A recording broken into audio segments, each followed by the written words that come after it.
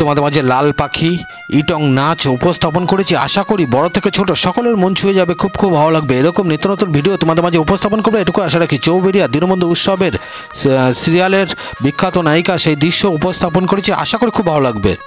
ইটং নাচ, দর্শনার্থীরা ইটং নাচ করছে সেই দৃশ্য তোমাদের মাঝে উপস্থাপন করেছি, আশা করি সকলের মন ছুঁয়ে যাবে, খুব খুব ভালো লাগবে। ইটং নাচ দর্শনার্থীরা সকলে হইচই আনন্দ হুল্লোড়ে ব্যস্ত ইটং নাচ করছে সেই দৃশ্য তোমাদের মাঝে মোবাইলে ছবিবন্দি করে উপস্থাপন করেছি।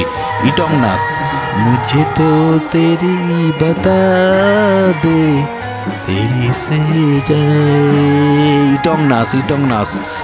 ইটং নাচ তোমাদের মাঝে উপস্থাপন করেছি, আশা করি বড় থেকে ছোট সকলের মন ছুঁয়ে যাবে, খুব খুব ভালো লাগবে। ইটং নাচ কেমন লাগছে? ভালো লাগছে তো, ভালো লাগারই কথা। ও লাল পাখি ধরে দাও না, কি হবে পুষবো দাও না, লাল পাখি ধরে দাও না। হ্যাঁ, তোমাদের মাঝে সেই দৃশ্য উপস্থাপন করেছি অস্থায়ী মঞ্চে, চৌবেরিয়া দীনবন্ধু উৎসবের অস্থায়ী মঞ্চে সেই দৃশ্য সিনেমার সব আর্টিস্ট, হ্যাঁ, যাকে টিভির পর্দায় সরাসরি তোমরা সকলে দেখেছো, নায়িকা সেই দৃশ্য।